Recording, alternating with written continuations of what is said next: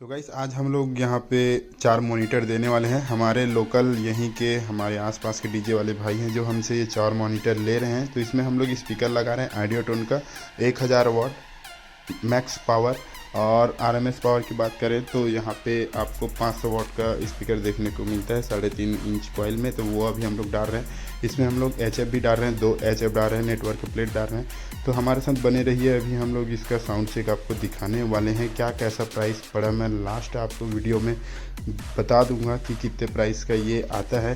ठीक है, तो यहाँ पे हम लोग 4 तो गाइस अभी हम लोग 4 ही मॉनिटर चेक करने वाले हैं। नीचे का जो लाइनर है प्लाज्मा सीरीज़ का वो हम लोग चेक नहीं कर रहे हैं, वो अभी बंद है।